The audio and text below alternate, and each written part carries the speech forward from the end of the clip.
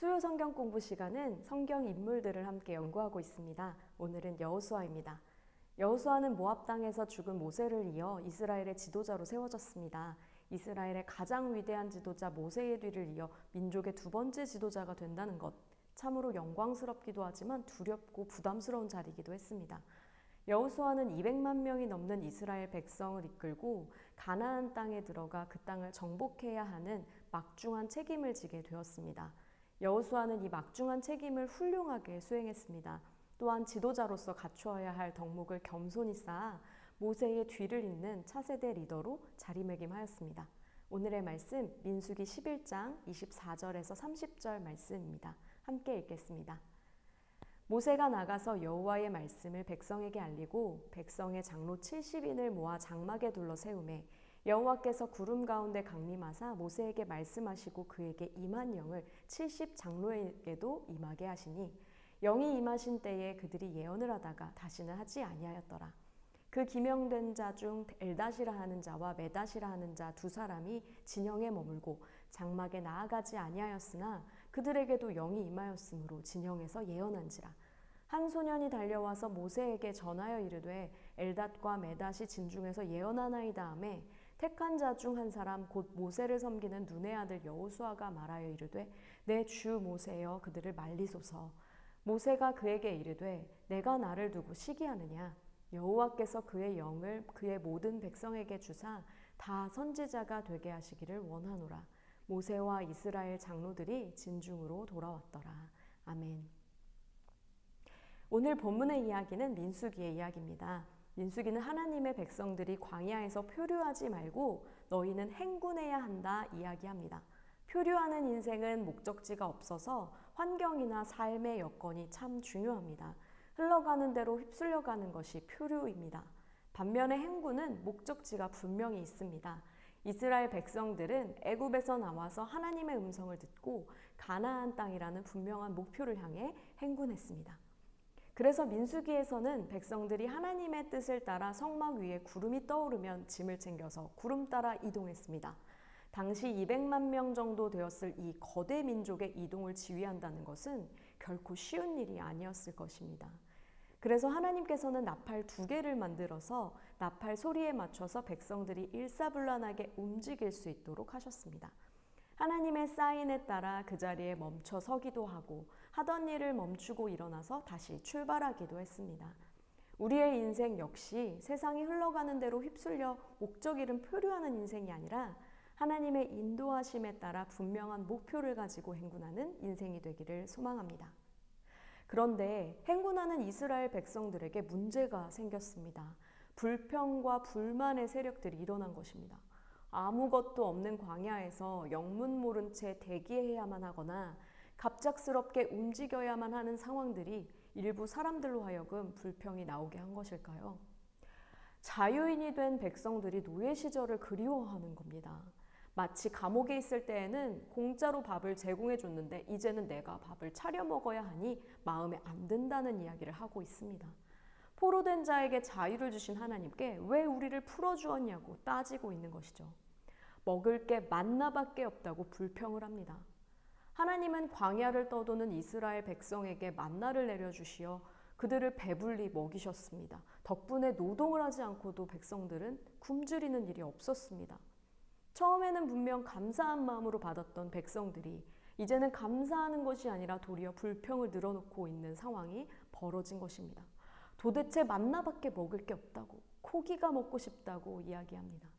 장정만 60만 명이 넘는 이스라엘 백성을 광야 한복판에서 무슨 수로 고기로 배를 채울 수 있을까요? 불평불만만 늘어놓는 백성들을 과연 모세 혼자 계속해서 잘 끌고 갈 수 있을까요? 백성들의 불평불만으로 인해 모세가 마음이 너무 상해서 하나님 내게 은혜를 베푸사 즉시 나를 죽여 곤고함을 보지 않게 해달라고 기도합니다. 이에 하나님께서 70명의 장로를 따로 세우라고 명령하셨습니다. 모세에게 주신 능력을 장로들에게도 주시사 200만 명의 이스라엘 백성들을 다스리고 책임지는 일을 모세와 나누어서 맡기시겠다 하셨습니다. 그리고 하나님은 그들에게 하나님의 영을 부어주시사 그들도 예언하도록 하셨습니다. 그런데 그때 호명된 70인 중에 2명이 성막에 나아오지 않고 자기 진영에 머물러 있다가 하나님의 영을 받게 된 것입니다. 엘닷과 메닷입니다. 엘닷과 메닷이 진영 중에 있다가 갑자기 예언을 하기 시작한 겁니다. 한 소년이 놀라서 모세에게 이 사실을 알렸습니다. 곁에 있던 여호수아가 소년의 보고를 듣고 이렇게 말합니다. 내 주 모세여, 그들을 말리소서. 여호수아는 장막에 나오라는 모세의 명령을 순종하지 않고 자기 진영에 머물러 있던 그 2사람이 염려되었습니다. 불순종한 그들이 백성들에게 안 좋은 본보기가 될 수 있는 데다 그들이 예언을 하다니요. 예언을 못하게 막아야 한다고 판단했습니다. 모세의 권위가 위협받는 행위라고 생각했습니다. 그런데 뜻밖에도 모세는 내가 나를 두고 시기하느냐? 묻는 거예요. 무슨 소리일까요? 모세의 말뜻은 여호수아가 겉으로는 모세의 말을 어긴 두 장로들이 모세의 권위를 위협할 수 있으므로 그들을 처벌하자 말하는 것처럼 보이지만 사실 여호수아의 그 본 마음에는 저들이 불순종했음에도 하나님의 영을 받아 예언하게 된 그 사실에 시기심이 있었음을 짚었습니다. 여호수아는 불순종한 2사람이 다른 이들과 동일한 은혜를 받는 것에 대해 부정적인 마음이 있었던 것이죠. 모세는 이어 대답했습니다. 나는 여호와의 모든 백성들이 예언자가 되고 여호와께서 그 영을 그들에게 부어주시기를 바란다. 백성들이 나에게 순종하고 불순종하고 내 기분이 불편하냐 아니냐, 내 권위가 서고 안 서고가 중요한 것이 아니라 다만 하나님의 뜻이라면 그대로 이루어지기를 소망하는 답변을 하게 된 것이죠. 모세는 여호수아에게 내 마음에 들지 않는 그 사람도 도리어 잘되기를 축복하는 본을 보여줍니다. 온유한 자 모세를 통해 여호수아는 리더로서 권위를 세우는 것이 아니라 도리어 낮아지고 섬기는 리더십을 훈련받았습니다. 훗날 가나안 땅에 들어갔을 때 여호수아는 모두에게 좋은 땅을 먼저 분배하고 자신은 남은 땅을 받았습니다. 그리하여 여호수아는 가장 좋은 자리를 취할 수 있는 위치에 있었음에도 성읍이 파괴되어 아무도 살지 않는 척박한 땅 딥낫세라를 기꺼이 하나님께 받아 살게 됩니다. 사랑하는 성도 여러분, 하나님을 아버지로 알고 믿는 사람들은 내 감정, 내 판단보다 하나님의 말씀과 하나님의 뜻, 하나님이 원하시는 것에 순종하는 사람입니다. 모두가 힘겨운 시기이기에 당장 내 코가 석자라는 생각으로 작은 것 움켜쥐기 급급하여 주변을 돌아보지 못하고 내 뜻대로 섣불리 행동하는 실수를 범하지 않기를 소망합니다. 심지어 내가 원하지 않는 사람의 잘됨이 만약 그것이 하나님의 뜻이라면 나 또한 도리어 그를 축복할 수 있는 순종의 마음이 우리 안에 있기를 원합니다.